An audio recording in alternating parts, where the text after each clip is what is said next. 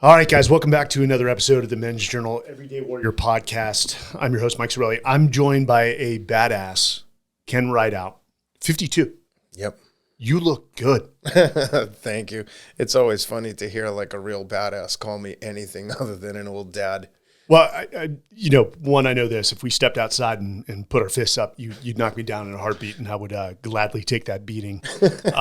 Haven't watched some of your content, but Ken, you've emerged as one of the world's top marathon runners. Is that within your age group or just across? Oh, I wish I was the best in the world for all age groups, but no, I won that age group world championship. So over 50, I'm the world champion. That's insane. I know it sounds crazy to say it. Well, it's insane because, one, I want to get back into your, where you were born and raised and your childhood because you overcame adversity. But, I mean, did you consider yourself a runner in your teen 20s, or was it boxing was your game? No, I wasn't even into boxing. I played high school and college hockey and football. I played 2 NCAA sports, neither very good, but I was like jack of all trades, master of none. I was good enough to be on the team, but I was never really a standout. And then I was boxing through high school and college, and then when I moved to New York, I boxed for the New York Athletic Club, and eventually became addicted to opioids, and then as a way of coping with the recovery process, I started running. And I tell this story frequently, and I mean it with, I say this tongue in cheek, but I just got to running events, and I was like, these guys are a bunch of fucking nerds. Like, I can just out-hustle and out-grind these guys. And I say that saying, I'm the king of the nerds, but that's essentially what I did. I was running with no real goal or purpose, just sobriety, and for 90 minutes a day, I wouldn't focus on sitting alone with myself and contemplating doing drugs again, and it started to become a source of pride, and I slowly started to get better. You can't help but to get better if you're doing something that long every day. So I was running a minimum of 10 miles every day, and I entered some races eventually and slowly moved up the ranks very quickly, and then I won a couple of races. I won the Malibu half marathon, then I won the Pasadena half marathon, and at that race, there was about 9,000 people that finished in the Rose Bowl. It was on TV, and the funny thing is they interviewed me on KTLA right after the interview. They're like, okay, here's the winner over here. It's somewhere on my Instagram. And the guy's like, the woman goes, it was the first place finisher. How was it out there? I was like, doesn't say much about the competition when an old man is winning by this much. And I was like, inadvertently gave a zinger to everyone who ran, but I meant it jokingly. But yeah, then it just kind of happened. It wasn't a goal to be like an elite runner. I just was running. It's like, if you were into skydiving and you go skydiving so many times that eventually people are like, dude, this guy's an awesome skydiver. You see the tricks he's doing? And you're like, oh, shit, I'm good at this? Everyone's not doing this? And that's kind of how it evolved. Where were you born? Boston. Boston, I thought. You still got the accent. You're still living in Boston, right? No, I live in Nashville. I moved to New York as an adult, and then right when I started worked in finance on trading desks for 20 years. I lived in London, Hong Kong, and then I moved to LA. I was there for 5 years, and now I've been in Nashville for 2. Nashville's a good place. Yeah. Yeah. I definitely stick out like a sore thumb in Nashville. So interesting path. I mean, you picked up boxing, or you started boxing in your teenage years. Yeah. From what I read, for one, not only to defend yourself in a rough neighborhood, but also your confidence. Yeah. Yeah, I'd say this like, honestly, I was scared to death of fighting. I still am. I think everyone is. I think it's just a matter of what is your relationship with that fear. It's okay to be afraid. From Navy SEAL stuff, I'm sure all the training you did, you'd be like, we're going to do what today? Come on. And then you're just like, okay, what's the technique? I was explaining this to my children the other day because I can have them convinced that their only choice for school is like Navy, West Point, or Air Force. And they're like, Dad, it looks like it's really hard. I said, everything is hard, but they're going to show you how to do it. And you're like, well, what about jumping out of a plane? I said, they're going to tell you how to do it. They're not just going to put you on the door and be like, jump. And if you follow exactly how you're supposed to do that, you'll eventually understand that there's a method to everything.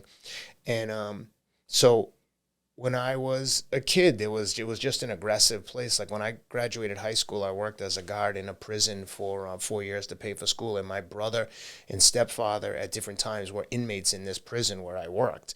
So I say that only to give context as to where and how I grew up. It was like not a warm and fluffy place. It was the opposite of the way my own children are growing up.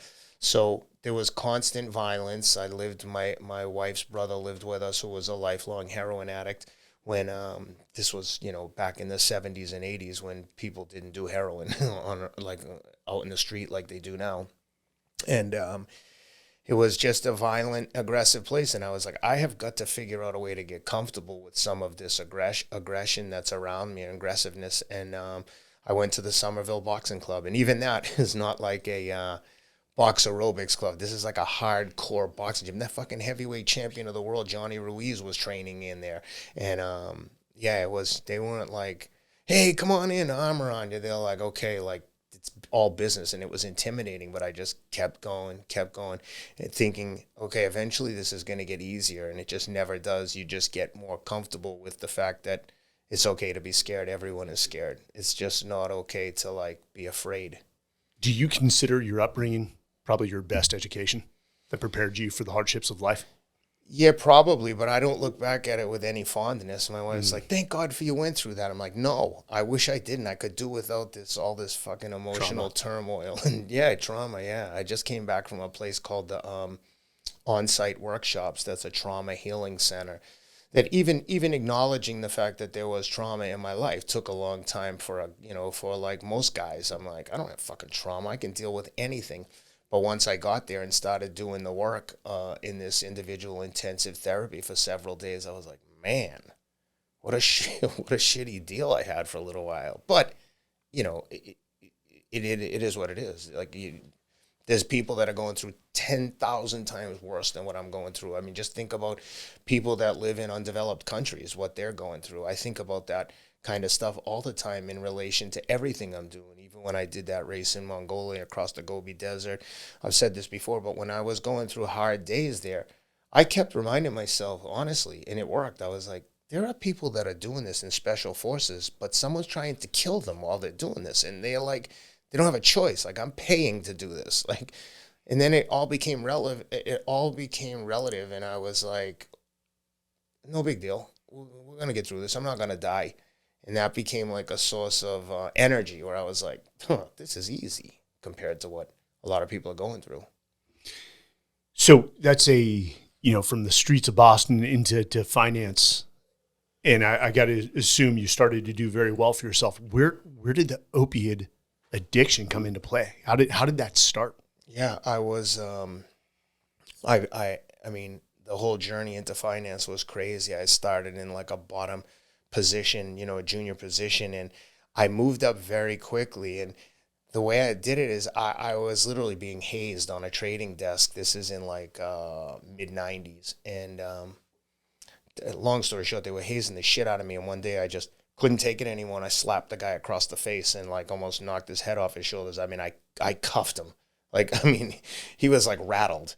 And they fired me. But when the big clients from Enron heard that this happened, the head of trading at Enron called me and was like, hey, so-and-so is going to give you a job, a competitor, and now you're going to cover me. So I went from like the junior guy with no real customers to now the biggest customer in the world on a trading desk that was like not very good. But now we were like had the flow from the biggest trader in the world, and my career just skyrocketed. I went from making like 40 grand to like 250 grand in like 6 months, which is insane. I mean, 40 grand was decent to me. 250 was like 250 million. And when that happened, I was suffering massively with like a fraud complex or imposter syndrome. I wasn't comfortable in those circles. Like everyone that I was working with was like, I have a sociology degree from Framingham State College, right? I worked in the prison to pay for it. I was now sitting on either side of me were guys from like Harvard undergrad, Columbia MBA, Princeton MBA, like just crazy academic pedigrees. The guys worked at Goldman. This one worked at Morgan Stanley. Like I couldn't get even an interview at those kind of banks at the time. So when that happened and I had a procedure on my ankle, I discovered Percocet. They prescribed Percocet. Once I discovered the feeling that those drugs provided, it was like the answer to all my prayers even through childhood. I always had like crazy anxiety. I was always like with the fighting, I was like, I'm so nervous about this. I can only think of one way to deal with it, and that's to confront it and get comfortable with what's going on. Like, I have to learn how to do this because I don't want to get caught slipping here. And when I found the opioids, I was like, oh, everything is good in the world. I have no concerns whatsoever. It was like the happiness that I always wish I had. And unfortunately, that becomes a big lie. And in dealing with that, not only do you now still have the same anxieties and issues you had prior to the addiction, but now you have this pesky little addiction to deal with. And taking opioids every day for 10 years, you don't just stop. Like, so imagine for 10 years, let's say after a year or two, I'm like, oh, okay, I got to get off this shit. And you don't just stop taking them. Like, I mean, imagine having the worst flu you've ever had and it lasts for 2 weeks and you can make it stop at any time by getting high again. So for 10 years, I was like, I don't have 2 weeks to like go through this, make excuses. Then I'd go have a vacation. I'd be like, okay, I'm going to do this over vacation. Then I'd be like, I don't want to ruin my vacation being sick the whole time. I'll do it when I go back to work. And it was just vicious. A vicious cycle. And then eventually, I got the help that I needed and went to like an outpatient detox facility. And even that was a nightmare because when I was going through the withdrawals and the detoxing off the drugs, they were giving me other drugs to cope with the withdrawals. And I essentially woke up one night either overdosing on the meds they had me on or some reaction with the meds. I just blacked out. And I was like, got up to pee, blacked out. My wife found me like that, and I just had to come clean and tell her everything because I had been hiding this from her. And most people would be like, how can you possibly hide that from your wife? She only knew me on drugs. She didn't know me sober. I was on drugs 24/7. I would take them as soon as I woke up, lunch, dinner, sometimes at night again. And when people are like, oh, be careful, don't take too much Tylenol, I always laugh because I'm like, don't take too much Tylenol. I would take like 6 Percocet 3 or 4 times a day, every single day. When you think about how resilient your body is, I know from experience, like you can take a beating and it helps me in my endurance because I'm like, oh, I can take this. This is no big deal compared to what I've been through. 10 years. At least. That's insane. I know. What was the outpatient treatment? How long was that? Only a week. You only have to like really be clean and sober for a week, and then they can give you an opioid blocker called Vivitrol. It's a time-release shot that you take every 30 days. And as long as you take it every 30 days, you can't get high. If you take pills, they don't affect you. The opioid receptors in your brain are blocked from this drug. It's like a miracle drug. So I knew when I was going through the detox, I was like, let me just get to 7 days with nothing in my system. And then once you get there, of course, it's so hard because at 7 days, you're like, oh my God, imagine how high I could get if I took some drugs now.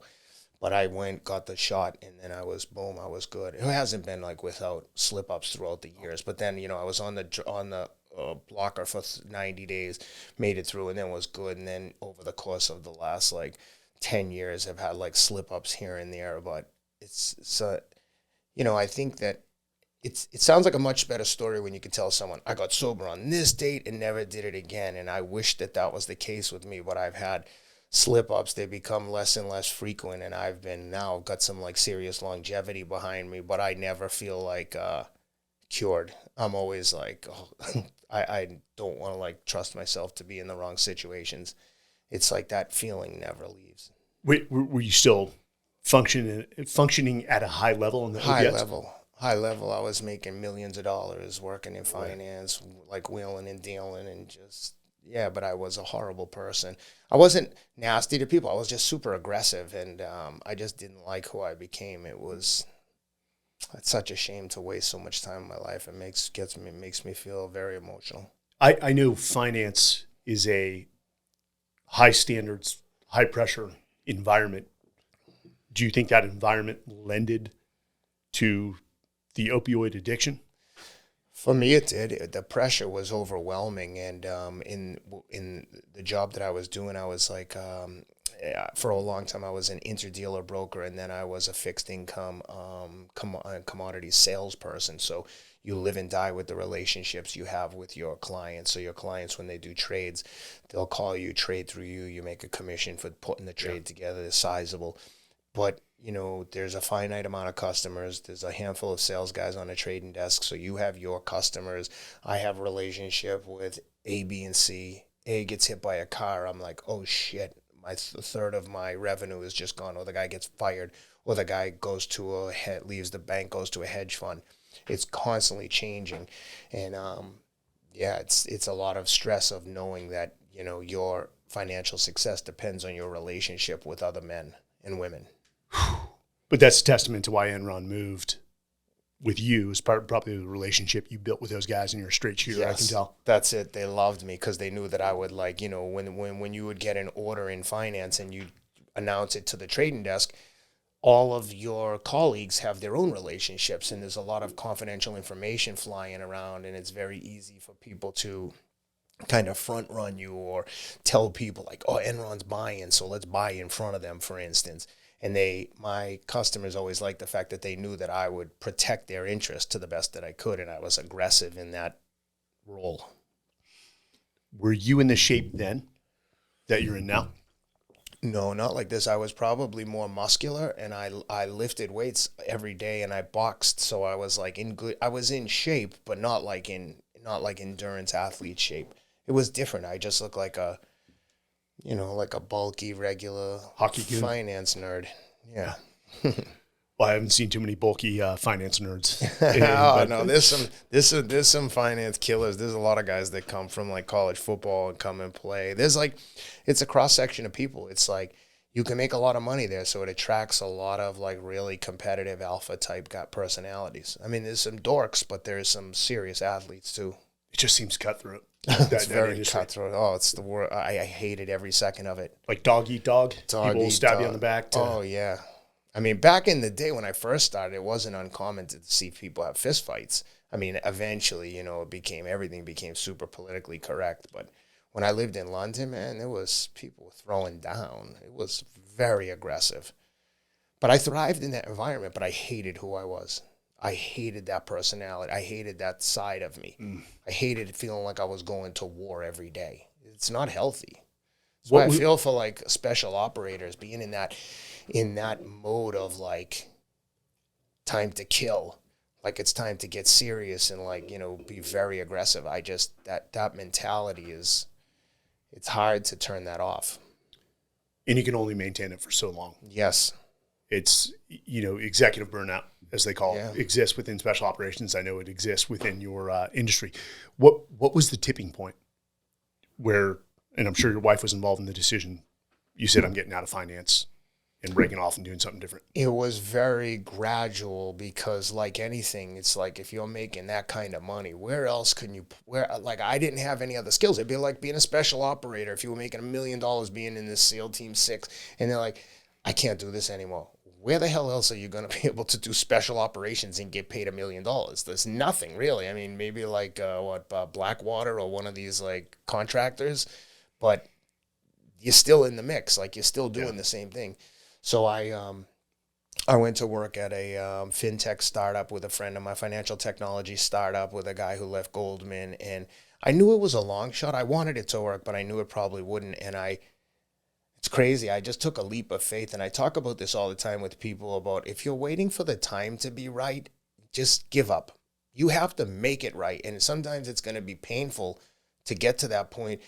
But if you're waiting for the stars to align, it just doesn't work like that. So I moved to LA, sold our house, took what money we had from selling the house, was living in a huge rental house in Pacific Palisades that was way too expensive.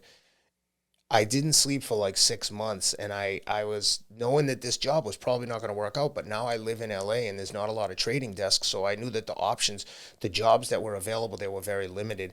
And I met a guy while I was riding my bike. I was really into Ironman for a little while, and I met a guy, and he owned an asset management firm, and I convinced him, Jack McDowell. He actually lives here in Austin. I still do work with them. He runs a shop called the Palisades Group. He's like the nicest guy I've ever met. He's like The guy changed my life. I like try not to get choked up talking about him. He's like, I basically was like, can I run business development for you and help you grow your firm and grow the assets? And he was like, well, you don't really have any experience. And I asked him for a year, riding bikes every weekend. And eventually I was like, I'll do it for free and just see if it works. And he gave me the chance, and I went there, and it worked. And we started making money. And then again, testament to what a good guy is. Eventually he's like, you're wasting your time here. You can raise money for anyone. And I'm going to pay you for the next year some crazy amount of money as a consultant. Like, I'm talking tens of thousands of dollars every month for a year. And he's like, you're going to leave and go do this on your own. And I did, and it worked. And I started raising money for third parties, different, other venture and private equity funds, but also private placements. So for like brands, like I worked for tons of brands in the health and wellness space, and a lot of them worked. And I would make small investments with my own money as a way to tell like the people in my kind of universe, like, hey, I'm investing in this brand. You should come with me. Here's what they do. And we did in the early days, a few of them worked out really well. So now I've got this little network of guys that invest with me, but I also have relationships with most of the big venture and private equity funds. So I've raised money from them, but when they're raising a new fund, I've also raised money for them. So obviously those are different audiences, right? A fund is raising from institutional allocators, so like insurance companies, pensions, endowments. And over the years, I've just developed tons of relationships with different endowments, like my friend Edgar Smith, who was at USC. Now he's at Directors Guild of America. My friend Peiji Wang, who was at Caltech. Now she runs Cedars-Sinai. So slowly you start to have relationships at all these institutional allocators. And these guys are like professional allocators. Like, so when you have a deal, like Peiji in particular, if I show her something and I'm not like dialed in, she'd be like, Ken, what are you doing? Get your shit together. And it's just funny because she's so kind, so sweet. And when you slip up, it's just like in the teams. If someone made a mistake and came and they weren't prepared, you'd be like, what the fuck are you doing? Like, we're serious here. Don't come with this. That's how professional allocators behave. And it's refreshing to be around people like that, regardless of the industry, just people that take their shit seriously. And I've tended to gravitate towards people like that I appreciate professionals.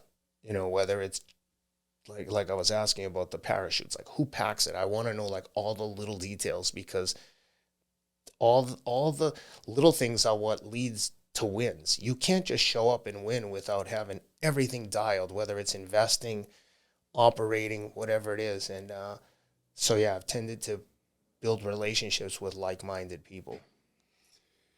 Iron sharpens iron. Yes. And you're absolutely right. I mean, we always said, and this is a common mantra in any industry or profession, is the battle's won before you even step on the battlefield. Yeah, that's what I like talking about operators. My friend Mitch Hall was a Navy SEAL. Yeah, I know Mitch. Oh, he's a good dude. We've done a lot of training together, biking, running. Stud. With him, and with Lance Armstrong is a mutual friend of ours. And when I was talking to him, he would always say like, yeah, we would never go on a mission unless we knew we were going to win. Yeah. Shit can go wrong, but Yes. we knew we were going to destroy them. Like it was going to be a whitewashing. And, you get surprised sometimes, but that's what you're training for. But he's like, most of the time we knew exactly what the outcome was going to be. Where did the relationship, which you guys have a highly successful podcast with Teddy, come into play? I mean, how did you meet him, and how did you guys say, hey, let's do a podcast together? Yeah, that's actually a good story, because it's like I was just describing about like-minded people and being attracted to people that are professional. My friend Rob Moore, who is the producer of that podcast, he's also the producer and business partner for Andrew Huberman. If you listen to the Huberman Lab podcast. He doesn't. And Yeah. if you're not, you should start. Yeah. So the guy who runs that podcast and Andrew's partner who started it with him is Rob Moore. And Rob Moore and I moved to LA around the same time in 2016, and we were both doing triathlon. He was working at a big public relations firm called Edelman, and I was working in finance, and we both left our corporate jobs at the same time and started just hustling on our own. And I had said to him, you should do PR for a couple of fighters, and instead of typical PR charges you for effort, not results, which I hate that model. It's like, dude, if you get me media placements, I'll pay you, and we can come up with a sliding scale, but no one does it. So I said to him, why don't you represent a couple of these fighters and charge them for results? long story. And so he'd started working with this kid, Mike Lee, who lives in Austin here, who was a middleweight, super middleweight world champion. He fought Caleb Plant on the Pacquiao undercard. Really nice guy. And through working with Mike, they did Mike was promoting, his dad was doing the promotion for one of his fights, and they hired Teddy to be the commentator. And Teddy was being pushed out of ESPN, essentially. They weren't using him because he would always get on the mic and tell the truth. Like, this was corrupt. This wasn't the right decision. And the promoters that they were in business with at the time, Top Rank, didn't like this. So they had a huge deal with Top Rank. So Top Rank was basically like, we don't want him on the calls. And after 25 years, they slowly segued him out. So John Lee, Mike's dad, connected Rob, who was doing PR for Mike, with Teddy. And they started talking, and Rob was big on the podcast before podcasts even existed. And he said to Teddy, you should start a podcast. And I have a friend who's a big fight fan who would be happy to do it with you. So Rob introduced me to Teddy, and Teddy was like, all right, let's give it a try. And we started doing it, and it just slowly, when I listened back to the first few episodes, I'm like, oh my God, I was so bad. But he stuck with me, and Teddy's been an incredible mentor to me, and him and Rob, we built this up. And one of the first mandates I worked on when I left my job at the Palisades Group was I raised money for a guy called David Sinclair. He wrote the book Lifespan. He's an anti-aging genetics professor at Harvard Medical School. He's been on Joe's show a couple times. I raised money for his pharmaceutical startup, and through him, I connected Rob with him. Rob did the PR for David's book Lifespan. Through that through the publishing agent, Rob met Rich Davini, another SEAL guy. Rich and I are close. Rob did the PR for Rich's book. Through Rich, he got connected with Andrew, and then he was like, Andrew, you should start a podcast. And then Rob, and Andrew would say this too, I'm very friendly with Andrew, that Rob basically masterminded the whole thing. They came up with the idea for the podcast, and then Rob is like the brains behind everything. He's like one of the nicest guys in the world.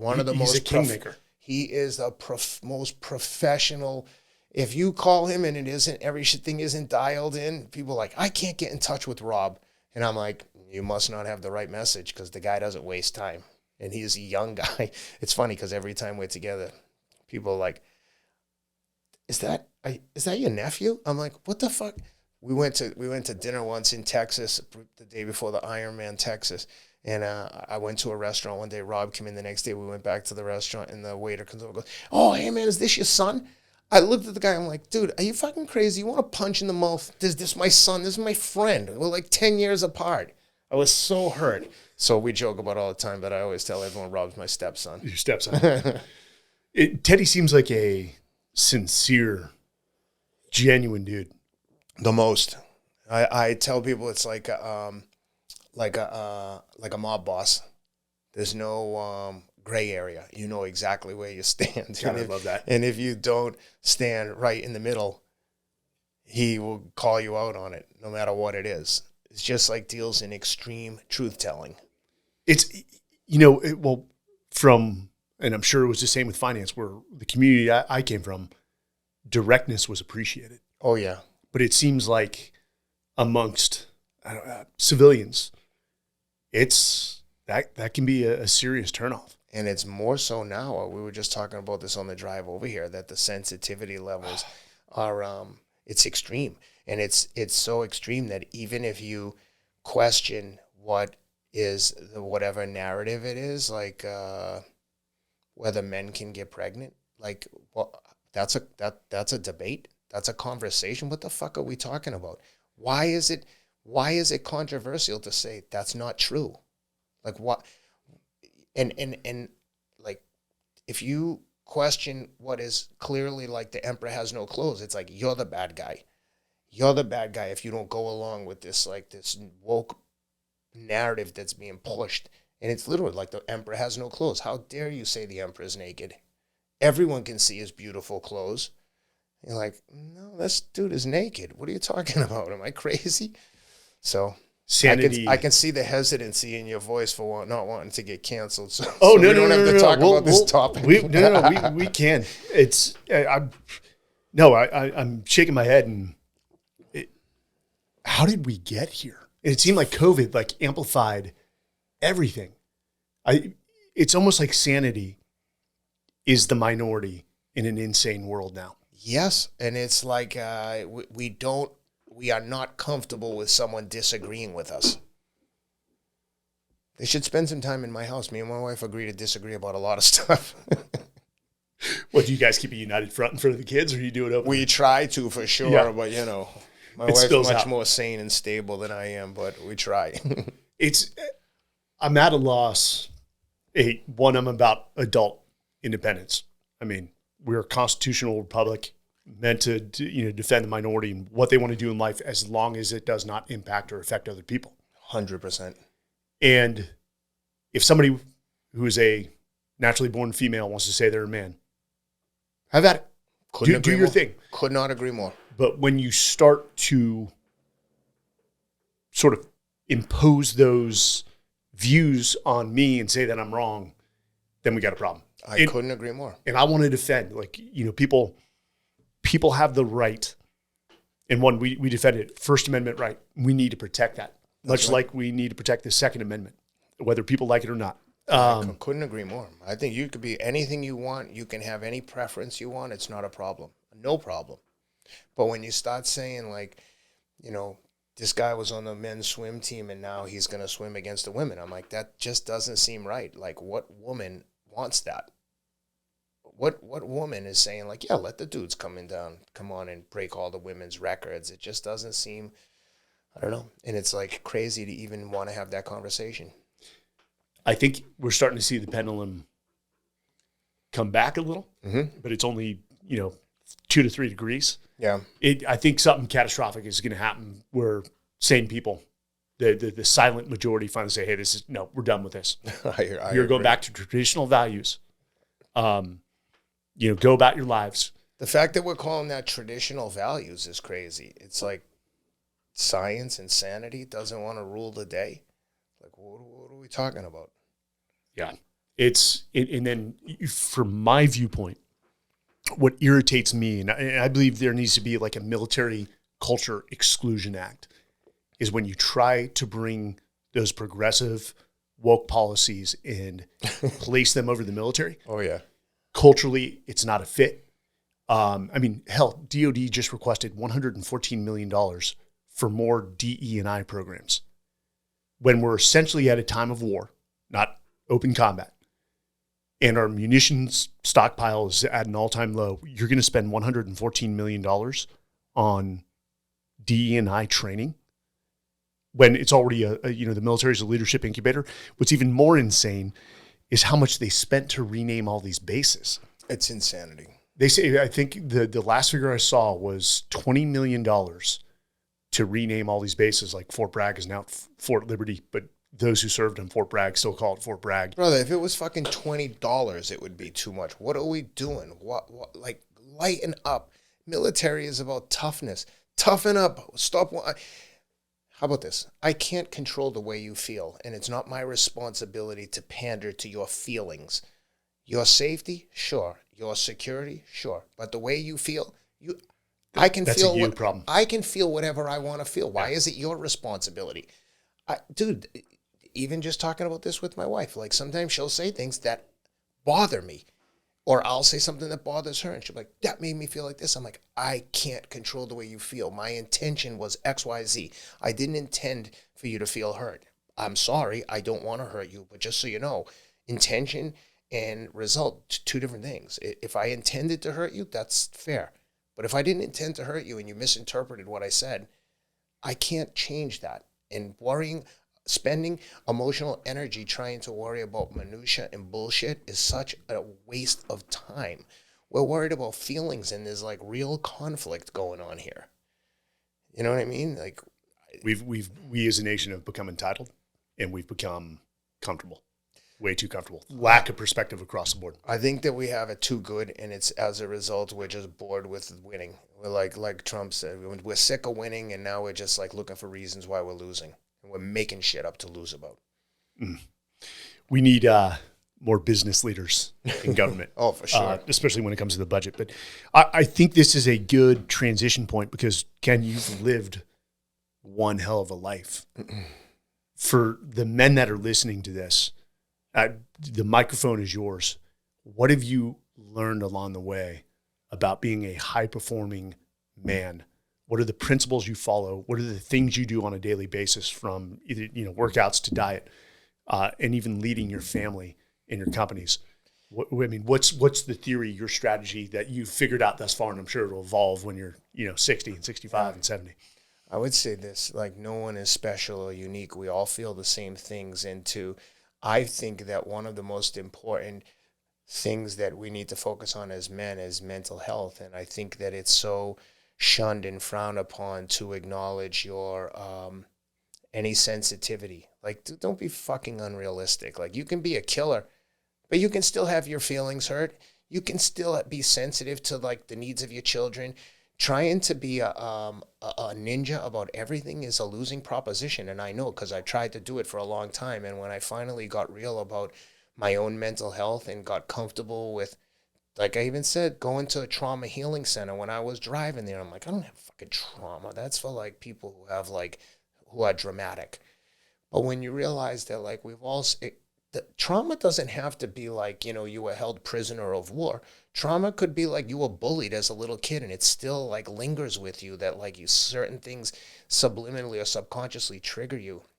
And listen, I'm not suggesting to be an oversensitive, like, feeling monster, but to not acknowledge your feelings, good and bad, is a huge mistake. And I think that once you get comfortable with who you are and your strengths and weaknesses, pros and cons, you can really start to move forward in your life and have real meaningful connections. This really came full circle with me, or came to the surface when I had, having children and being married. And I've been married 17 years, and being married isn't easy, man. When I tell people this all the time, when you meet your wife, when I met her, we were like best friends. We'd travel, we'd sleep in, do whatever we want. I had money, it was fun. When you then have children together, now you're running a business. Start a business with your partner and see how well you get along. Now someone has, like, the store's open 24/7. Someone has to, like, wipe their butts for, like, 5 years. Like, that's a lot of responsibility. And if you're not on the same page with your partner on every single aspect, there's going to be conflict. And I think that learning to deal with that wasn't easy for me. My wife was born to be a mom. Like, her dream job was being a wife and a mom. I love being a dad, but I wouldn't say, like, all my life I couldn't wait to be a dad. And, like, yeah, I want to be a dad, but not to the extent my wife does. So compared to my wife, I'm like an amateur and she's like a professional grade parent. So the point is, getting comfortable with my own emotional state and my own mental health was a struggle, and it's taken a long time, and it's starting to improve. I'm sure it's not improving fast enough for my wife, but she has valid points, but I'm trying to do it. And then the rest of the stuff, the physical fitness stuff and the acts of being a man, is just like we talked about earlier. It's just extreme truth telling. Like, you know what to do. It's like people want to pay someone to teach them everything, teach them how to work out, teach them how to diet. When the truth is, like, you need to lose weight, eat less, work out more. The end. Everyone knows. Every single person alive knows what they need to do. With my own running, I was running with some guys this morning. I did a shakeout run for the guys at Athletic Brewing. Shout out to Athletic Brewing. And was talking about improving in running. And I was like, anyone can do what I've done. I'm not a good runner. I just run more than you. I've run 10 miles a day minimum. I've run a total of like 4,000 miles a year for the last several years, and I never take days off. I mean, I was running this summer and fucking tornado sirens were going off. And my wife was calling me like, the tornado sirens are going off. I'm like, well, what am I going to do? I'm out here 5 miles from home. I'm going to run home. What else am I going to do? But there's just no excuses. And if you live your life like that, it's like the same thing in the teams, right? Imagine if Hell Week, you're like, oh, dude, I need a day off, man. My legs are killing me. I'm just like, I just need an emotional break. Like, yeah, what do you do when there isn't room for an emotional break? So if you train your life to be prepared for anything, so you stay ready, you never have to get ready. Power through. Yeah, and to me, this is like my natural antidepressant. So there are certain responsibilities that have to be taken care of, and our number one responsibility in life, we're all born with the same responsibility. Take care of yourself. This is your body. No one will take care of it for you. People might try to help, but if you don't do this, you're going to end up in a very bad position. So if you take that as serious as you should, that's how I think about it. It's like, this is my body. I have to take care of this. And I can already hear the people like, oh, you should take a break sometimes. You should take a day. I do what I do for me. You do what you. I don't profess to have the answers. I would never tell someone you should do what I do. Yeah. This works for me. And the best is when people start coming in on social media and offering me advice. I'm like, what about my results suggest that I need any advice? Could I be better? Possibly, but I mean, I think I'm doing all right. I mean, I'm guessing along the way. I don't profess to know what I'm doing. I'm just guessing. This experiment is working. So I think that overall, in summary, it's just like taking extreme responsibility for yourself and stop lying to yourself and listening to all the bullshit out there. It's like, at the end of the day, you're alone with yourself a lot of the time. You better learn to like yourself. And that hasn't always been easy for me. It seems like everyone has a microphone these days on social media without any credibility whatsoever. And you know what I'm getting tired of is the motivational like content. And, you know, we're in a crazy time. And I'm sure like the World War II vets during the Vietnam era thought this country was going to hell when the whole hippie movement was going on. Yeah. And I'm sure every generation has that. But, you know, even with and let me start with this. I heard a good line the other day. Your body is the first line on your resume for which people will make a snap judgment. If you're a trainer. Amen. If you're a trainer and you're frumpy, like, and you step in front of a client, the client should be, no, we're done here. If you can't live what you're trying to instill in me, then this isn't going to work. But what about this love your body for what it is, sort of body shaming? And I'm not body shaming anyone. It's not body shaming. It's telling the truth. That's not healthy. And they're saying, well, you should love them. And the new beautiful is they're putting these people on the covers of magazines saying this is the new beautiful. And beauty is in the eye of the beholder. 100%. But if you're looking at it from a medical, psychological perspective, visceral fat is proven to be damaging to your cardiac. You don't see anyone 100 years old being real big. They tend to be very lean. People that are living long lives, the lean horse wins the race. I just, look at, like you said, I'm not passing judgment on anyone, do what you want, but to suggest that someone who's like very overweight is in a healthy state, no, that your heart is carrying how much extra weight every single day. Yeah. But I think that, to your point about trainers, I think that your body should represent everything that you stand for when you walk into any meeting or any interaction. For me, it does. I'm not shy about saying it. Like, when I walk in, I want people to be like, oh, damn. You don't get there by accident. You ain't faking your way through that. This guy's fucking crazy. He's like, well, he's working. That's the reaction that I want. I want to be able to put on a jeans and a t-shirt and not worry about anything else, not have to like have labels dripping off me because I'm out of shape and I want to distract you with how much money I spent on my sweater. There's a good line in the military: an ounce of appearance is worth a pound of performance. Yeah. Both your body and the way you dress when you're stepping into a business meeting. Don't get me wrong. I love to get dirty, wear t-shirts and cami pants. That's insane.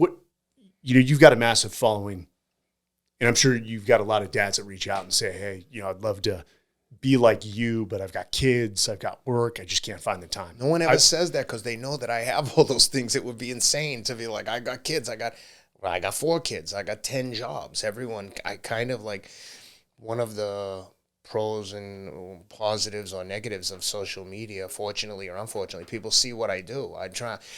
I also am, to your point, I'm hesitant about trying to be motivational. I'm not trying to be motivational. I'm just sharing real life stuff. Like, here's what I did. Here's something that might help.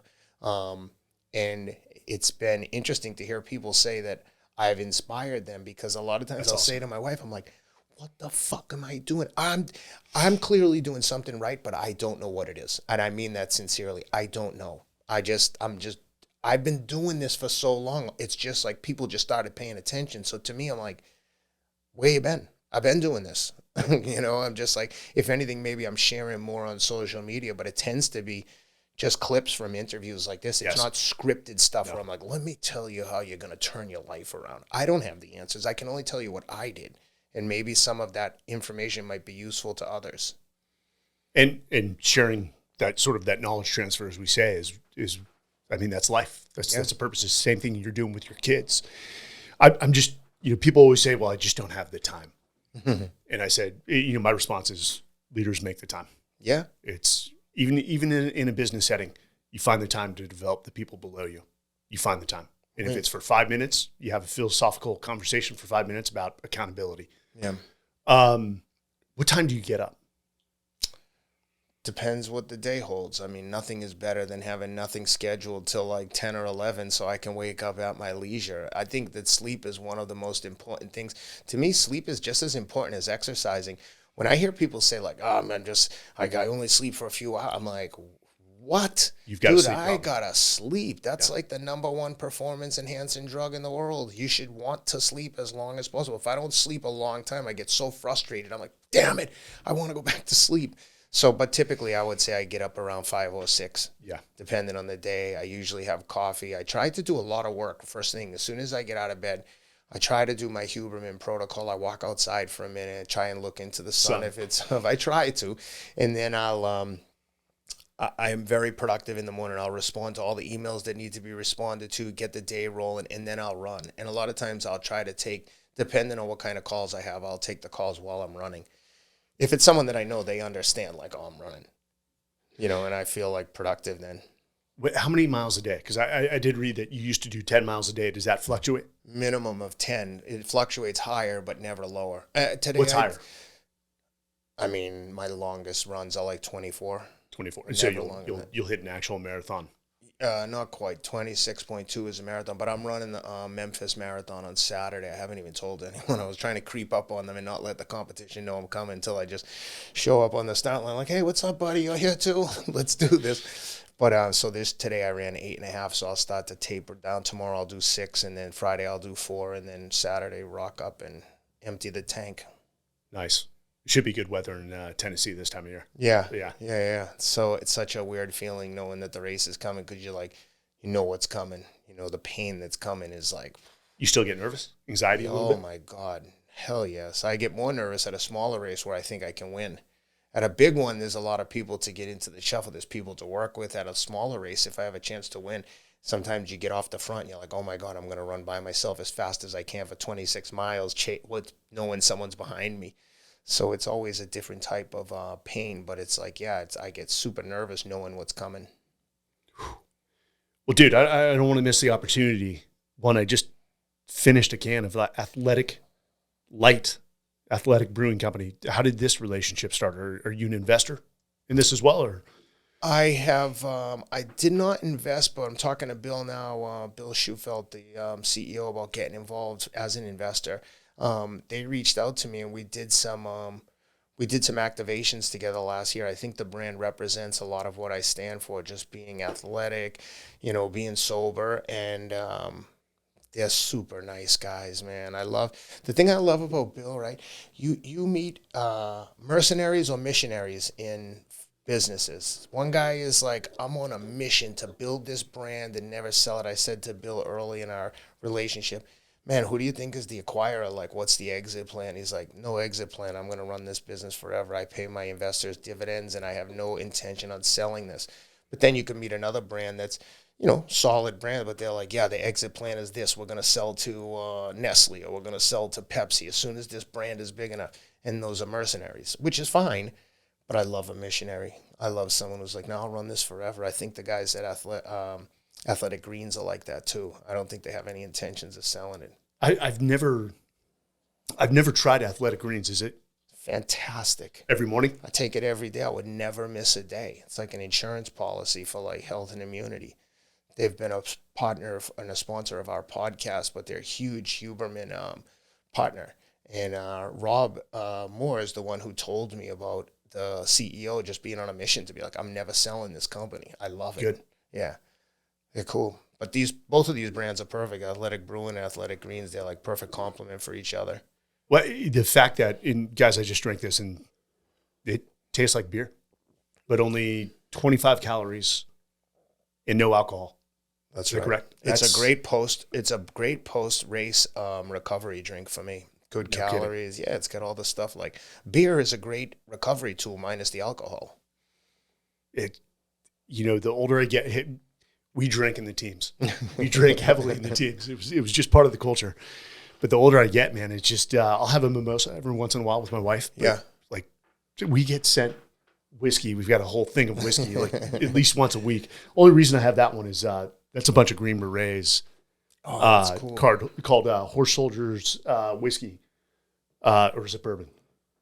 But the guys who went on horseback in the initial invasion of Afghanistan. Oh, that's so cool. Yeah, and so I'll support them. That's not that I drink hardcore it. shit. When I lived in LA, a friend of mine called me one time. He's like, "Hey, I'm doing this PR thing for the Army. They're gonna pick us up if I wanted to go." So I went with them. We went to Burbank. They picked us up in Black Hawk helicopters, flew us out to the Army base that's out in the California desert, out near the they're called like the Black Horse Rangers or Blackfoot Rangers or something. I think Fort Irwin. I think.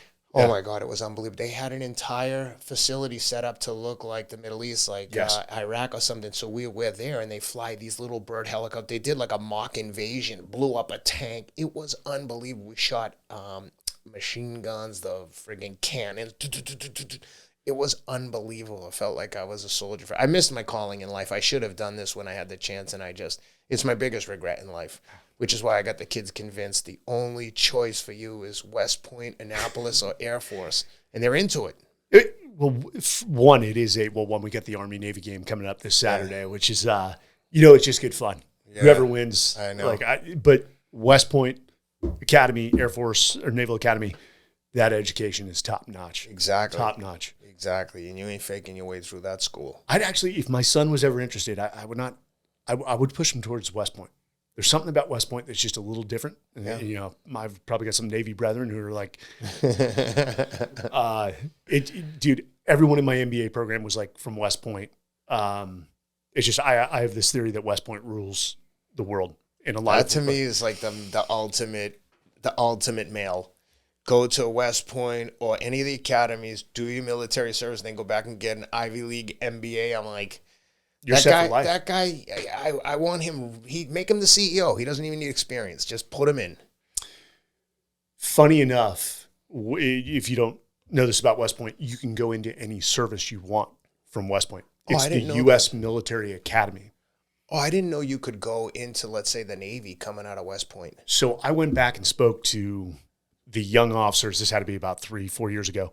I used to run the junior officer training course, which once the officers graduated from BUDS, I had a month with them to turn them into ground force commanders. Best tour. I love the combat. Don't get me wrong. That's my love and joy because I'm surrounded by just 40 absolute studs, and I've never feared. One, they're the gunfighters. I was the officer on the radio. Yeah. Never feared with them by my side. But so I'm speaking to these kids, and of course I asked, what's your commissioning source? Go around the room. There was 4 West Point graduates that had chosen to go to the SEALs. Wow. All studs. So when you were in the team, so when you went through BUDS, you were already an officer? So I actually enlisted in the Marine Corps because I met a Force Recon Marine. Okay. Wanted to be just like the guy. Everything about him was just, you're like, dude, I need to emulate that guy. Role model. And so I became a Recon Marine. I was a scout sniper. And then the Marine Corps said, hey, are you interested in going back to school to become an officer? Mm-hmm. And the war, this was pre 9/11. I said, yeah, absolutely. And a lot of my friends were like, go get an education, come back and impact or affect more change as an officer. And so when I was at Texas A&M, which is where they sent me, the war kicked off. And since Recon was not part of SOCOM at the time, now they've got MARSOC that's part of SOCOM. I had a lot of SEAL buddies that were seeing a lot of action. I'm like, if I'm going to go back, I got to be at the front. I got to be part of the vanguard. And made the decision to, once I finished my degree, get commissioned as a Navy ensign instead of a Marine second lieutenant. Still went to Marine OCS and then went to BUDS, and it worked out. And so when you went to BUDS, you were an officer. Yes. Prior. Yes. When you get there, what's the difference? Like, is everyone's treated equally? Oh yeah, you're all worthless in the eyes of the instructors. Do the other enlisted guys know you're an officer? They do. How? They do. Because you have a rank. Okay. You have a rank. But they don't salute you. They're not deferential to you if they're enlisted and you're an officer. You're all in the same. No, because you're all going after the same goal, regardless of your rank. There's a lot of officers that drop. There's a lot of enlisted guys that drop. And it's more, hey, we've got to figure out a way to get through this together. They still put the officers in charge of the boat crews. Okay. Because they're assessing their leadership capability. But, rank is within SOCOM. Yes, you recognize rank. We salute our officers. But particularly JSOC, it was a first-name basis. You knew who the commander was.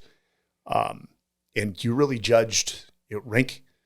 Competency knows no rank. Yep. So you can be a colonel or a Navy captain and be completely just inept and worthless, and people won't care about your rank. Did you feel extra pressure going through it that you're like, man, I can't drop out of this? There's enlisted guys here. Like, I can't.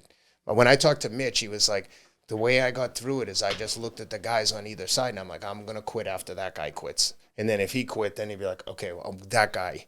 And just keep finding excuses to be like, well, if that guy can do it, I can do it. So I had a great Marine mentor who was prior enlisted as well, and he was a major. He was at Texas A&M. And in fact, when I told him, hey, I want to switch to the SEALs, he's like, hey, man, the military is going to get their pound of flesh, do what you want to do within it. But then when we went to the colonel, that was a different story. He called me a disloyal and a traitor. And I mean, he was serious because Marine Corps basically just spent money to send me back to college. Yeah. But it's all the Department of the Navy. Yeah. But what I always say drove me both in BUDS, and I just wanted to get through BUDS and get to the war because I'd been missing from 9/11 until about 2004. Yeah. And I'm like, I've already been through recon training, which is tough. Yeah. Like, let's just get this done. So I focused on leading, but ultimately what I say drove me on the battlefield was love and fear. Mm-hmm. Love for the guys. Mm-hmm. Did I like them all? Absolutely not. They didn't. Not all of them like me, but I love them all.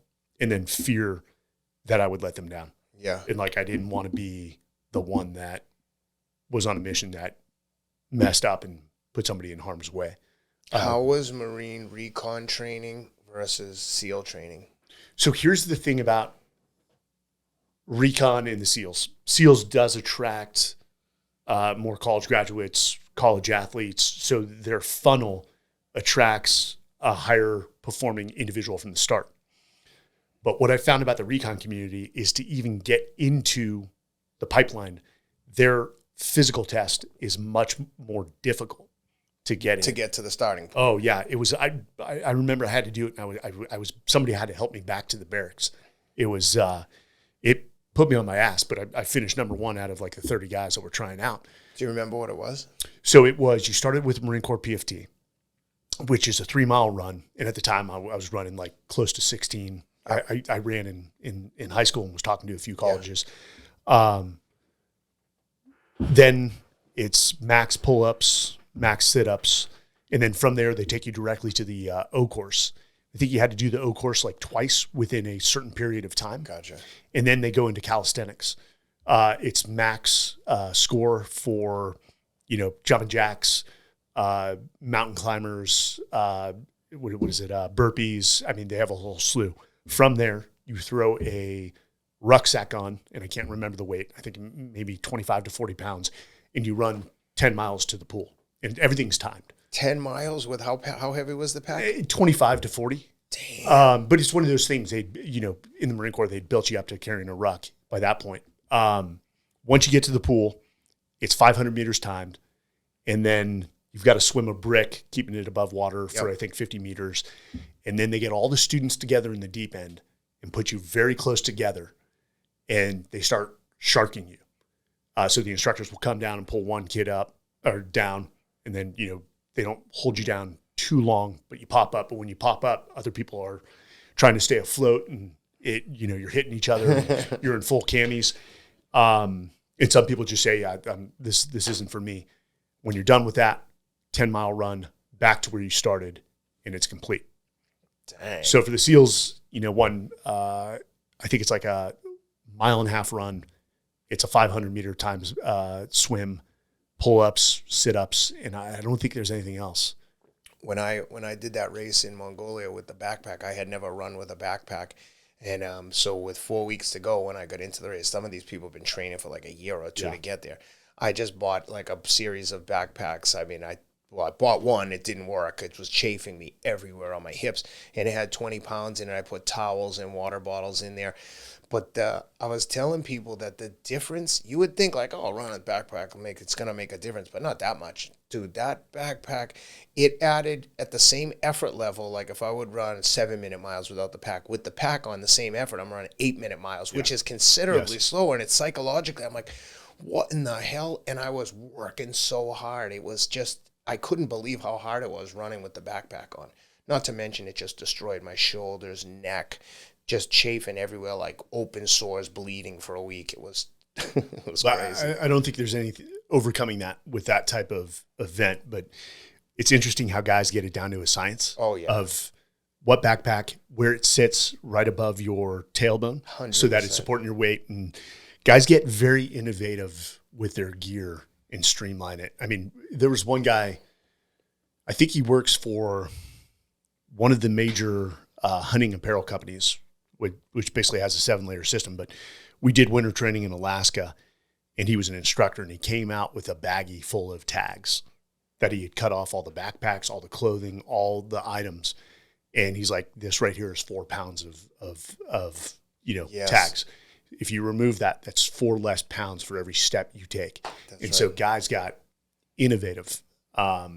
People had their toothbrush cut to just, the handle was gone. It was just a little thing. Of course, I was like, oh, that's all bullshit. I'm going to kill. But when I got there, there were 2 guys that were super competitive in that race, a Swiss mountaineer and an Israeli special forces agent. And these guys had everything dialed in. I was like, oh, I look like an idiot. I look like I showed up with all new stuff. All my stuff was there. There it is. And the crazy thing is, I fell down on the second day, and the backpack that I had, which was a high-end bag, the strap ripped right off the bag. So now I was like, it's a long story, but I basically took the knife that I was forced to carry. I cut a hole through it. That backpack I'm wearing there is a woman's backpack who dropped out, and she gave me that, and she took mine because mine was ripped. So I had like jerry-rigged this thing together, but this thing didn't fit me. You can see the tape on my shoulder. Yes. I had just like open sores everywhere, but I was like, fuck it, we're only here for a week, man. I'll die to win this race. And eventually I did. How many days? 6 days, and it was a stage race, so every day was predetermined. So it was like 21 miles, 24, 28, 50, 26, and then 5. What was the heat? Probably like got up to like 90, 95, but it was the desert, so it wasn't it's not like Texas. It wasn't as bad as it sounded, but it was hot. I mean, obviously, every day I'd finish just completely caked in salt, like caked in salt. And, all we had was the clothes we had on, so like rinsing them out and like taking care of yourself. Like I didn't know anything. I just knew common sense. So, and they were like, don't waste this water, because they had water in like 5-liter bottles. And they were like, don't waste it because it's all that we have. So they would boil it to pour in the MREs, and then there was like room temperature, but it's out in the desert all day. So I would like try to sneak behind the tent, and I'd have like one of the other guys hold the bottle over my head, take off all my clothes, try and shower down. I had a little tiny thing of soap that I brought, like concentrated dish soap, so that I could just use a little drop just to like have some normalcy. And I'd rinse out all my clothes and then hang them up. But even that, people were like, you rinsed your clothes out? I'm like, dude, we're racing to the death, man. I'm taking care of my bit. Like I'm caring for myself. It's all part of the process, and that part I actually enjoyed. Is like getting my my sleeping bag, and my sleeping pad, and taking care of it and setting it up. One of the benefits of coming in first every day I was in a tent with 3 women is that I could get there and set my stuff up before they got there and like cause chaos. So I'd be all set up. I'd be like, hey guys, I grabbed all your bags and everything. They're all in here, but I'm all set up over there. So that part of it was therapeutic after the day. I'm sure, after you guys go out on a mission, you come back and you debrief and you get your gear ready. Something about the gear preparation and packing was therapeutic to me, and I started to get into a groove. That's why, like, when I saw the parachute over there, I'm like, okay, I can appreciate how like streamlined it is. It's no bulkiness. It's all like dialed. The one thing I appreciated about the guys, and I'm not the most experienced jumper, even though, I stood the company up with a guy named Andy Stumpf, who's got and he's a smart dude. Yeah. Smart dude. direct. You talked about directness. if you don't have thick skin, Andy will get under your skin pretty quick. But they run and it's amazing watching the risk mitigation. Yeah. Like, do we have this? Do we have this? Then we're not doing it without that. And it puts me at ease for the jumps. Yeah. When you got technical experts like that who just will not budge on certain safety parameters. So I think I heard Tim Kennedy talking about this on Joe's show, now that you mention it, that he went out there and did this Moab to jump with you. And I was listening to that thinking like, fucking, I want to do something like that. I want to hang out with guys like that are doing stuff. Like, I want to live. Like, I'm going out to LA in a couple of weeks with my friend Jelly Roll. And he's like, yeah, listen, we're going to go to we're going to go to Bert Kreischer's show. Then we're going to go to the UFC in Vegas. Then we're going to play blackjack with Dana White. I was telling my wife, I'm like, can you, like, I feel like someone's pranking me. Like, this is really going to happen to me? But yeah, there's my man Jelly Roll. So when I moved to Nashville, he's my neighbor, and he had just started to like get some traction. I tease him all the time, so no one knew who he was, but he was like famous, but not like this. This is crazy. So I was telling him the other day, I'm looking at my Instagram out of the clear blue. I noticed, what the Rock is following me? That's crazy. no way. I send him a message. Hey, thanks for following, man. I loved your interview with my buddy Joe Rogan. He sends me a voicemail. Hey, brother, Rock here. Loved your Instagram. Loved looking at your content. You're right, man. You got to exercise like your life depends on it. I'm ready to run to a brick wall after looking at your stuff. I'm going to go hit the gym. Talk to you later. The fact that he took the time to do that is awesome. It speaks to his character. I can't say enough good things about him. Like some random friggin' dad. This guy takes the time. He's got 300 million followers. Tell him to run for president. Oh, my God. It's so cool. My kids were like, Dad, The Rock knows you? My littlest guy goes, Dad, I think you're famous. I said, nah, buddy, that's all relative. I said, we're just lucky. Could you imagine if we had The Rock as president? Put the fear of God. It would change. Oh, yeah, he would institute a.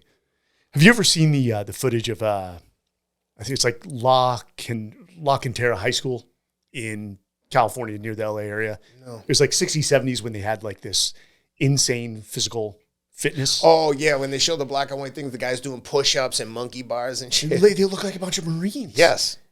Like, we've got to go back to some. You've got to get kids. Like, one of the greatest things you can do for kids is just keep them active. Oh, man, when we're done, I'm going to show you. My wife sent me a clip the other day. She posted on Instagram. My husband's super into sports. One of the perks is we get all the toys. So she posted a video of one of my kids is running on the treadmill. She's using the new rower we got. My little guy is on the floor doing like dumbbell presses. He's 8 in front of like one of those mirror things, like workout things. The whole family's down there working out. I said to my wife, I go, this is one of the best videos you've ever sent me. Nothing makes me happier than seeing the kids like take care of themselves and trying to instill that in them. And again, I want to be very clear. I don't pressure my children to have sporting athletic results, but effort, anything less than 100% is unacceptable. You don't have to be good, but you do have to try, because that's the only thing you can control. Everyone loves the kid out there that's running off the field, running on the field in baseball, hustling all the time, trying hard, caring about what happens. And if anything, that's hopefully what I've instilled in them, and I think that carries over. They're not the best, they're not the worst, but they definitely hustle and try, and we instill in them like good attitude. My middle guy is very emotional. So if he like strikes out at baseball, he's like slamming his bat down. I'm like, buddy, if you are afraid to fail, you never get to be the best. No one just gets to show up and kick ass from day one. Everyone strikes out. The best players in the world strike out. Learn what did I do wrong? What could I do better? So trying to get them comfortable with that. I think that's one of the most important elements of parenting is making them getting comfortable with failure. It's like the little one is into jiu-jitsu. He loves it. You can't be good at jiu-jitsu and not lose all the time. How are you going to learn if you could just show up and throw people around the academy? Why would you want to be good at it if any other guy can show up and do the same thing to you? Part of that whole process and what I love about jiu-jitsu for the little one is you learn to make mistakes, have failures, correct them, and slowly get better. And you can see it in real time as they start to get better. There was a girl there that used to just beat him up all the time. She would just manhandle him. And now he's like, yeah, Dad, did you see the girl? I was like, yeah, you're getting it pretty good. He goes, do you remember that was the girl that like would just throw me around and be like super aggressive with me? He's like, now I can do anything I want to her. And I was like, yeah, but you always seem to be super gentle with her. He's like, what good is it going to do to embarrass her? I was like, the empathy. This kid gets it. Yeah. It was like the greatest thing that he's ever said to me. He's like, what am I going to get out of embarrassing her? So, the book right there, The Everyday Warrior, that book is predominantly about failure. And Yeah. I'd say I've had great mentors, both peers, bosses, but failure is the greatest mentor if you know how to process it. But with your son, I mean, the fact that he gets so frustrated shows he cares. Oh my God. The middle one is, he cares.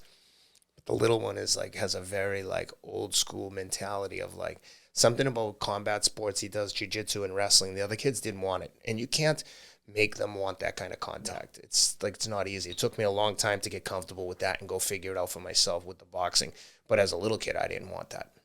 And the little one, he's like, man, it's so rewarding to go. And it's like, we connect. I really make a conscious effort of not trying to debrief too much with him afterwards and talk to him about what he's doing right. And I just tried to focus on, dude, you did great no matter what. And it's not about giving him a false sense of security. It's just about, I want it to be a positive experience, even when it's not. And it's, man, there's been too many learning lessons to go over right now, but I've made so many mistakes with him. But he's just like a good little person. He listens. And Dana White invited him to the UFC. So him and I went to the show in Boston, his first fight. Dana put us in the front row of the VIP section, was sitting in a few rows ahead of the Celtics head coach. My son was just, there's pictures on my Instagram of him in his Celtics jersey. Even with his Celtics jersey, I was like, whose jersey do you want? Tatum? He's like, can I get my own name on the jersey? I only want our name on it. So he's got his jersey. It says Rideout on the back. He's got a leprechaun hat. In between the main and the co-main, Dana comes over, grabs him, takes my phone, takes my son, brings him into the cage. In between the main and the co-main, the place is packed, and gets Cameron, go stand in the cage. And Cameron's standing in there with his hands up, takes a picture of him. Then he interrupts the broadcast, takes a picture of him with Joe Rogan and Daniel Cormier, has Bruce Buffer hold his hand up like, like he's announcing the winner of the fight. He's 8. I was like, I've been to some awesome events, but to be there with my 8-year-old son sitting in the front row, Johnny Damon comes over, takes off his World Series ring from his time with the Red Sox, gives it to my son. So my son's standing like this with Johnny Damon with a World Series ring on. It was just unbelievable. It was like a dream come true. And Dana, just to be a good person. There was no like, there he is. Look at the ring. That's insane. It's crazy, right? Johnny Damon. And I mean, we're sitting like right behind Joe. It was just Jocko. There's Joe. Like, this is during the broadcast. He's like, Joe. Joe takes his headphones off. And my son, every picture with his hand up. Man. What an experience. On top of the world. And Dana, just like no reason, there's the Celtics head Yes. coach. After Dana takes all the pictures, he says, how was that? I said, dude, the only person he wants to get a picture with is Missoula. So he's like, Joe, come down here. Watch this. So Johnny gave me his World Series ring. I mean, for a kid from Boston to be wearing a World Series ring. That's insane. What a day. And there's Joe and those guys right behind us. Hard to top that one. Oh, hard to top that one. It doesn't even seem real when I look at it. I'm like so incredibly grateful just to have an experience like that with my children. Man, gets me emotional. I've never met Dana White, but damn, everything he does has impressed me from afar. What a nice guy, man. No reason to do this. He was on our podcast once, but I don't have like a relationship with him per se. But I saw him in Nashville. He's like, hey, I hear your son's really into jiu-jitsu. I'm like, oh, he loves it. He's convinced he's going to fight in the UFC. He's like, can you bring him next week to Boston? I'm like, yes, I can. Flew up there for the day. Just me and him stayed in a hotel. Flew back the next morning. Unbelievable experience. Did you see what he just did with Peloton? Oh my God, it was the best. It's the truth, man. Dude. And he had the Pelotons out by I think it was lunch. So good. Yeah. So good. He's, again, sanity. He preaches sanity in an insane world. And he's, I got to respect people who are just not going to budge. That's it. You don't have to agree with him, but he believes what he believes and he's going to stand by it. And if you don't agree, like, deal with it. You don't have to agree with everything. It's okay to disagree with someone and be like, oh, I don't really agree with what they stand for. I'm not going to deal with them, and leave it at that. You don't have to tell everyone everything you think. No. And the pendulum will come back. It will. Yeah. No, I think you're right.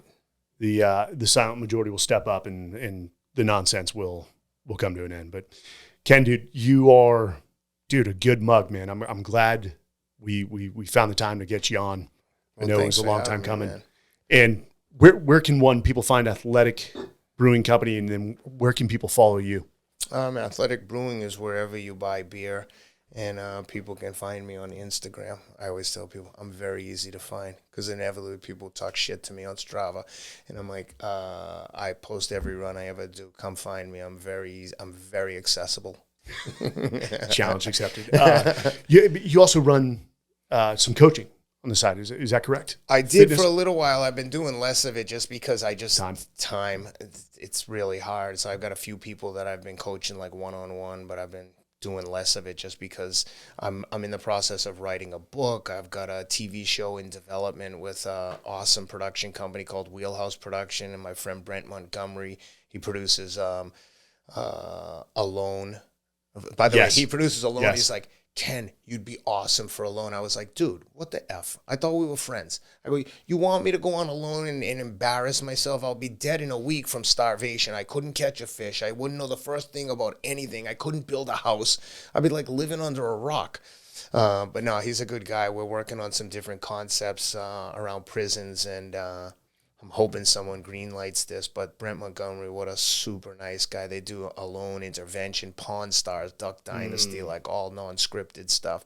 Just awesome people. And that's been one of the greatest blessings of this running stuff, is that it's helped me kind of get on the radar with some other people. And man, some of the people that I've become friendly with is like a dream come true. It doesn't even seem real. And hopefully I can use the platform that I have in writing my book and kind of sharing some of what we discussed today. And, not that I have all the answers, but I have the answers for me, and maybe something that I've been able to do or learn can be helpful to other guys, men in particular, especially around the topic of mental health, and kind of trying to remove the stigma of, struggling with mental health. I think the crazy thing is as I've started talking more about my experience at Onsite. There's others too, like the Hoffman Institute. Paul Conti, who's Andrew Huberman's good friend, has a facility in Oregon.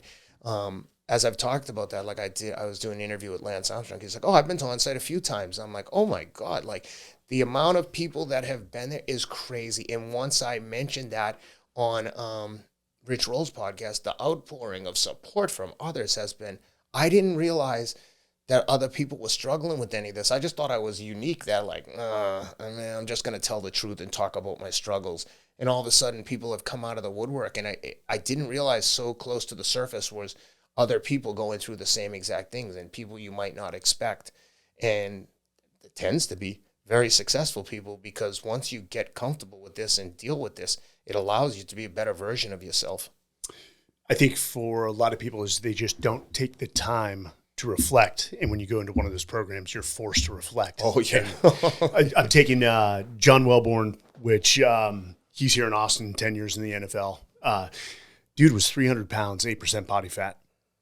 Well, he was an offensive lineman. Holy just shit. ripped to a T. He runs Power Athlete. He's the CEO and founder of it. He's the one that founded CrossFit football. Oh, wow. Back in the day, if you remember that. It was a massive thing, and then eventually, I think CrossFit's like, hey, go do your own thing, because you're sort of cannibalizing the main business. But him, the guy who just retired as the SEAC, he was a JSOC operator. SEAC is the most enlisted guy in the entire U.S. military.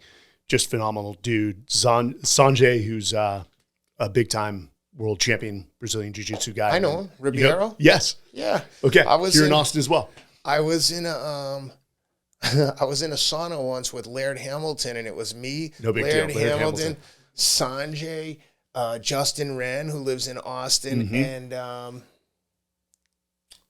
Rafael Lovato Jr. Yo, Raphael's great, man. What a freaking nice guy. So I posted on Instagram like a world-class surfer, a bunch of ninjas, and an old dad walk into a sauna. We're going to Rhythmia Resort in Costa Rica to do plant-based medicine. But Rhythmia, so damn. Kelly Slater's on the board. There's a lot of celebrities and high-performing athletes that have all been there. This will be a first. What are you guys going to do? So ayahuasca is their main plant, but it is a holistic program. I mean, you're going through a lot of medical treatments. You're going through a lot of reflection. You're talking to psychs. That's so hardcore, it's an interesting crew that we're bringing out, all who've suffered trauma in some way or the other, either physical or mental, due to the high level of performance they maintained, myself excluded. I've never tried ayahuasca, but I did smoke DMT. Isn't that amazing? Oh my God. The God molecule. It is, trying to explain to someone, it's like, imagine if your brain did something like one of your five senses, like smell or taste, and your brain did something that you didn't realize it was capable of doing. It was earth-shattering. It's probably one of the top, like, 2 or 3 most profound things that's ever happened to me. It was, like, momentarily terrifying, like you're convinced you're dead. I'm like, oh my God. It's like that feeling. With a smile on your face. Imagine if someone threw you off a skyscraper in that first second when you're flailing to grab back on. That feeling, which you'll never forget, that's what happens when you initially get under the influence, and then eventually you're like, oh, you have a realization, I'm not dead. And then you have like all this reflection of like, I was just dead and now I'm not. I am so grateful that I have so much life in front of me, and all the things that I thought were bothering me in a relative basis aren't really that important. You don't shirk your responsibilities, but it puts things into perspective in a way that you are like, how did I not know this? Why did it take dying to realize this? Because in your mind, you're like, yeah, man, dying sucks. I tell the woman as soon as it was over, I was like, you should give this to anyone that's suicidal, because when you feel that fear, you're like, no, I'm not ready for that. No, I don't want that. I want to like fix the things I can fix right now. So I was fortunate to do DMT, and I will agree with you, probably one of the top 3 sort of moments of my life where I had to put some things down. Yeah. And, they had us practicing let go, because they said at first, a lot of people just go into fight mode. Yeah.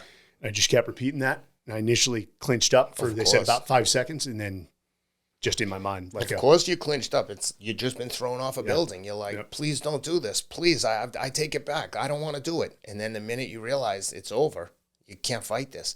The second that I stopped fighting it, it was like, boom. Oh, all of a sudden I was like euphoric, but still like under the influence. It's hard to explain to someone. I know people are going to listen and think I sound like a lunatic, and it's not something that someone was like, how was it? Should I do it? I'm like, do you think you need it?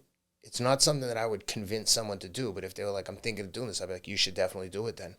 But there is nothing recreational about this whatsoever, at least from my opinion. It was therapeutic to the nth degree.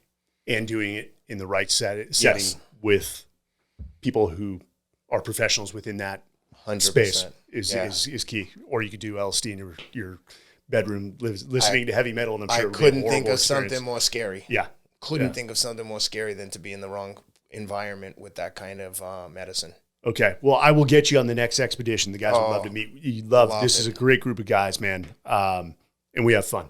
And I'm with it. I want to do everything. It's pure red meat, pretty much all steaks that we eat, and then skydiving. And we also bring the guy who did the Blair Witch, Dan Myrick, which broke every indie record. He does all the filming alongside Will. And I'll shoot you the short documentary we're doing on Moab. Oh, please include me in the next one. Like, I'd love to do it. If you guys want to bring like an old inexperienced dad and do like cool military stuff, I'm with it. We'll see how a normal person reacts to this crazy shit. While the world may not believe in the handshake, you have my handshake. I'll let you know the next one. If the dates don't work out, we'll get you on one of these down the road. Awesome. Cool. Thank you, brother. Appreciate it. And congrats on all your success. I mean, when I was looking at your resume and coming here, I was like, Jesus Christ, this mother effer's done everything. This guy's done everything that I wish I had done. So congrats. And thank you. And I still go home and as my wife says, poop patrol. Go clean up after the dogs. Yep. So it keeps me humble. And I appreciate that. And congrats on everything you've done. And guys, go follow Ken Rideout. on Instagram. His content is just wildly professional, wildly on point, great nuggets. And like you said with your book, if it impacts even one person, and they take away one nugget and apply it to their lives, I mean, that's why we have this podcast, is interesting conversations with interesting individuals from which we can learn. And you are the model of that, my friend. Thank you, brother. All right, guys. Men's Journal Everyday Warrior podcast. Thanks for joining. Remember, go leave a review. We actually read the reviews. It's that feedback mechanism that helps us improve. And whether it's good or bad, we'll take it at face value. We will not get emotional. But thanks for your support. We'll see you next time.